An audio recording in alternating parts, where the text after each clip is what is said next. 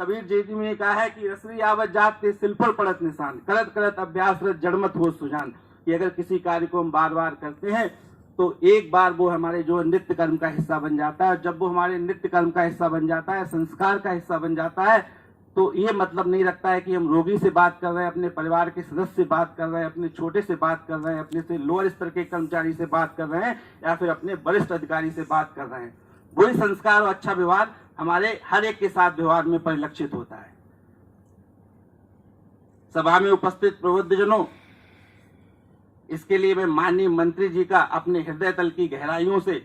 आभार व्यक्त करता हूं और उनका धन्यवाद प्रकट करता हूं। इसके अतिरिक्त मैं अपने संस्थान के मुखिया, संस्थान के गौरव, संस्थान की प्रगति में दिन रात सोचने वाले, लगे रहने वाले और अपने नाम के अनुरूप ही सबसे विनयशील व्यवहार करने वाले हमारे माननीय निदेशक डॉक्टर विनय कृष्णा सर जी का आभार व्यक्त करता हूं, धन्यवाद प्रकट करता हूं कि उन्होंने माननीय मंत्री महोदय जी के शब्दों का अक्षरशः पालन करते हुए प्रत्येक माह के, पिछले एक वर्ष से मैं देख रहा हूं, प्रत्येक माह के प्रथम और तृतीय शनिवार को मेडिकल एथिक्स की सेमिनारों का, व्याख्यान मालाओं का आयोजन न सिर्फ सुनिश्चित किया बल्कि स्वयं अपने मार्ग निर्देशन में किया, अपने दिशा निर्देशन में किया। सर का एक दिन पहले फोन पहुंच जाता था जो भी वक्ता होते थे कि कल आपको जो है इस तरीके से तैयार करके आना है और अपने अनुभव शेयर करने हैं। सर का एक हफ्ते पहले से उन सारी चीजों पे कि किस तरीके से हमें व्यवस्था करनी है, कैसे किसको बोलना है, आज किसको बोलना है, एक किसी की पुनरावृत्ति नहीं होती थी। हर बार हमें जो है मेडिकल एथिक्स की सेमिनार में एक नया वक्ता और उसके अनुभव सुनने के लिए मिलते थे। इसके लिए मैं माननीय डायरेक्टर साहब का, माननीय निदेशक महोदय जी का पुनः धन्यवाद ज्ञापित करना चाहता हूं और आभार प्रकट करना चाहता हूं। महोदय, जहां तक बात हृदय रोग की है, हृदय रोगी की है और एक चिकित्सक की है, तो हृदय रोग एक सबसे जटिल रोग है, कठिन रोग है। ये एक ऐसा रोग है जिसमें कि व्यक्ति के जीवन और मरण का निर्धारण मात्र कुछ सेकंड्स में हो जाता है। इसीलिए शायद चिकित्सा विज्ञान में हृदय रोग विषय को सबसे कठिन और जटिल माना गया है और हृदयाघात और हार्ट अटैक को भी सबसे कठिन और जटिल रोग माना गया है। और हम सब सौभाग्यशाली हैं, भगवान का हमें शुक्र अदा करना चाहिए, भगवान का हमें धन्यवाद अदा करना चाहिए कि उसने हमें ऐसे कठिन क्षेत्र में, ऐसे कठिन चिकित्सा विज्ञान के क्षेत्र में कार्य करने का मौका दिया है। क्योंकि ईश्वर कठिन क्षेत्र में कार्य करने का मौका अपने श्रेष्ठ बंदों को देता है, अपने श्रेष्ठ व्यक्तियों को देता है और हमें उसे सिद्ध करना है। क्योंकि ईश्वर को पूर्ण विश्वास होता है कि अगर हम अपने श्रेष्ठ व्यक्तियों को कठिन कार्य करने के लिए देंगे तो भी वो उसको सरलता पूर्वक, सुगमता से संपादित कर देंगे।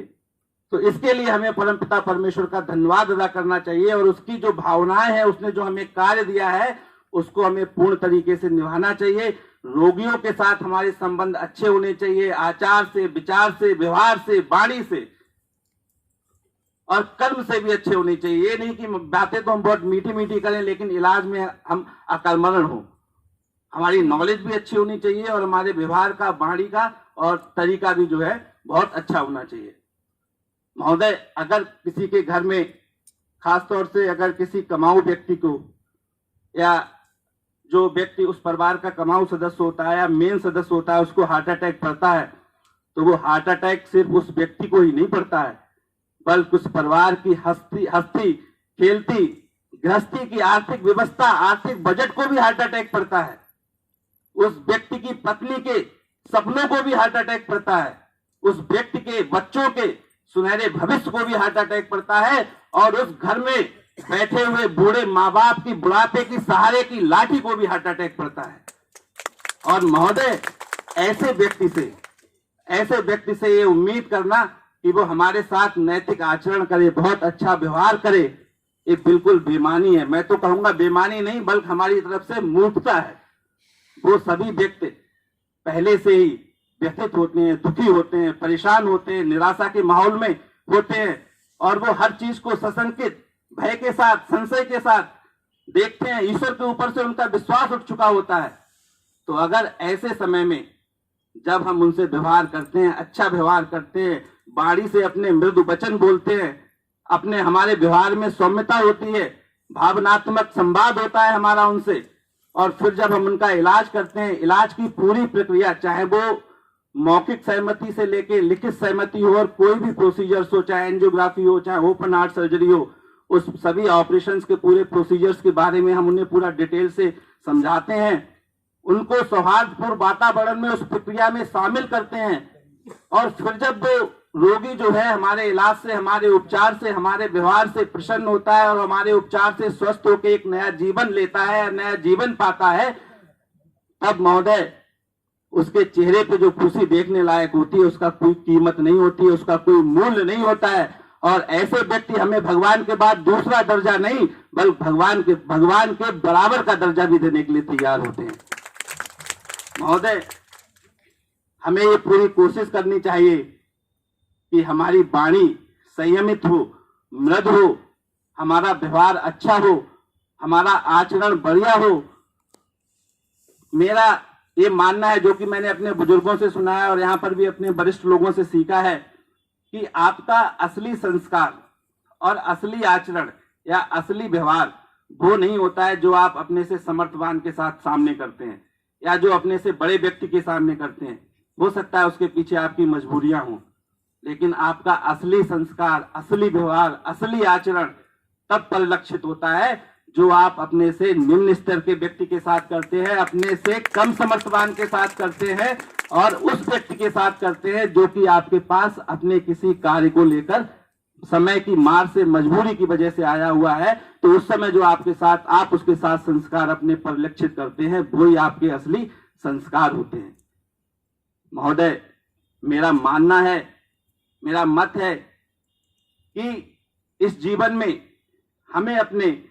संपत्ति और पैसों में निखार करने की बजाय अपने व्यक्तित्व में निखार करना चाहिए। अगर हमें अपनी पर्सनालिटी, अपने व्यक्तित्व को लंबे समय तक जीवित रखना है तो हमें पैसों की बजाय अपने व्यक्तित्व में निखार करने की सोचनी चाहिए। और इन्हीं अंत में कुछ शब्दों के साथ मैं अपनी वाणी को विराम देना चाहूंगा कि अगर आप किसी के साथ अच्छा व्यवहार करते हैं, किसी के साथ आप अच्छे से पेश आते हैं और किसी की समय पर मदद करते हैं, तो यकीन मानिए, ये मेरा दावा है कि ईश्वर ऊपर से सब देख रहा है और अगर आप किसी के साथ अच्छा कर रहे हैं तो आपके साथ भी अच्छा ही होगा भविष्य में, ये मान के चलिए। मैंने खुद इस चीज को कई मौकों पे महसूस किया है कि अगर हम किसी के साथ अच्छा करते हैं तो हो सकता है वो व्यक्ति अच्छा ना करे, लेकिन उसके एवज में कोई एक ऐसा व्यक्ति जिससे कि आपकी कोई जान पहचान भी नहीं है, आपने कभी उसका कोई कार्य नहीं किया है, लेकिन फिर भी वो व्यक्ति जो है आपका कार्य कर देता है और आपको आश्चर्य होता है कि हमारा ये कार्य कैसे हो गया, किस तरीके से हो गया, हमने तो इसमें कोई एफर्ट्स भी नहीं किया। क्योंकि ईश्वर के यहाँ सभी का लेखा जोखा है, उसका तराजू हमेशा बराबर रहता है। अगर आप किसी के साथ अच्छा कर रहे हैं तो आपके साथ भी अच्छा होगा। अच्छा, मुझे ये कहते हुए हमेशा अच्छा लगता है और अभिमान भी होता है कि हमारे यहाँ के कर्मचारी, हमारे यहाँ के अधिकारी सभी ऑलरेडी मरीजों की सेवा में हमेशा तत्पर रहते हैं। चाहे वो इलाज की बात हो, चाहे उनको खाने वितरण करने की बात हो, चाहे उनके बेड या साफ सफाई की व्यवस्था हो। हमारा संस्थान एक ऐसा संस्थान है जहाँ की सभी मरीजों के लिए मुफ्त में दवाइयाँ मिलती हैं। मरीजों से हम फोन पे कहते हैं कि आप आइए और 0 पैसे पे आइए, 0 पैसे पे यहाँ से बिल्कुल ठीक होके जाइए, कोई पैसा आपका खर्च नहीं होगा। तो ऐसी सुविधाएं और ऐसा आचरण हमारे कर्मचारियों और हमारे अधिकारियों का पहले से ही चल रहा है। अभी कुछ